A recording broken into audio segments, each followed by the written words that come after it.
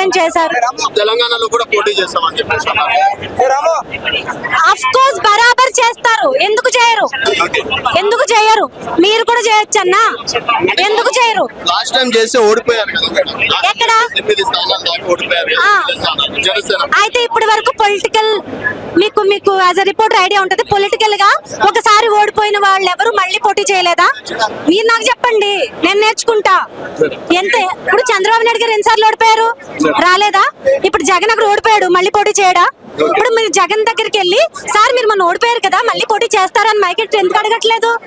కళ్యాణ్ గారు లోకువా, జనసేన లోకువా? ఎందుకు పోటీ చేయరు? బరాబర్ పోటీ చేస్తారు.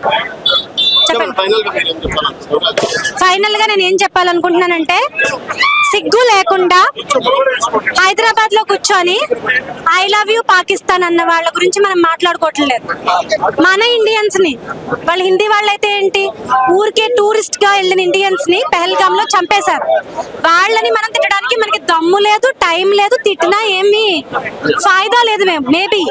బట్ పక్క రాష్ట్రంలో ఉంటే ఈ రాష్ట్రంలోకి రాకూడదు, ఇక్కడ పరిపాలన చేయకూడదు, ఇక్కడ మీటింగులు పెట్టకూడదు. But you love Pakistan. మీరు డిసైడ్ అవ్వండి. అంటే పవన్ కళ్యాణ్ గారు నోని సనాతన ధర్మ పరిరక్షణ అంటే ఆ విధంగా చూస్తున్నారు. సనాతన ధర్మ పరిరక్షణ చేయడం తప్పేంటండి? ఇప్పుడు మొన్న ఒమాన్ లో ఒక ముస్లిం సోదరి చిక్కుకుపోతే ఆయనకి ఏం పని? ఆయన అక్కడున్న జనసేన టీమ్స్ ని అలర్ట్ చేసి ఆవిడ సేఫ్ గా ఇండియా వచ్చేలాగా ప్లాన్ చేశారు. ఆవిడ పనిచేయడానికి వెళ్ళి అక్కడ టార్చర్ పడుతుంటే మరి అక్కడ ఆవిడ ఎందుకు ఎంఐఎం కి ఎందుకు రియాక్ట్ కాలేదు? ఎంఐఎం ఎందుకు హెల్ప్ చేయలేదు? జనసేన కళ్యాణ్ గారు సనాతన ధర్మం మట్టుకే చూస్తే ముస్లిం సోదరికి ఎందుకు ఆయన ఒక సోషల్ మీడియాలో చూసి ఆయన అంత ధ్యాస పెట్టి యాక్షన్ తీసుకోవాల్సిన అవసరం ఏం పట్టింది ఆయనకి? ఆయన సనాతన ధర్మాన్ని బరాబర్ రక్షిస్తారు, అందులో తప్పు. అందరూ ఒక బూచి చూపించారు. తెలంగాణ విడిపోతే, ఆంధ్ర విడిపోతే మనము మిలియన్ అవుతాం, ప్రతి ఒక్కరు ఉద్యోగాలు వస్తాయి, పేదవాళ్ళు ఉన్నవాళ్ళు అవుతారు, మన తెలంగాణ మనం సాధించుకుంటామని. ఏం పీకేఆర్ అయ్యేవాళ్ళు, ఏం పీకల మా తెలంగాణ పెట్టి రక్త కన్నీరు కడుతున్నారు. ప్రతి ఒక్కరు బళ్ళేసుకొని రోడ్ల మీద తిరుగుకొని ప్రతి ఇంటికి సరుకులు సప్లై చేసిన అవసరమా మా తెలంగాణ పెట్టారుగా? మా తెలంగాణ పెట్టే రక్తం తాగుతున్నారు ఎవరు? మనమే. వాళ్ళు ఎవరు అందరికి తెలుసు.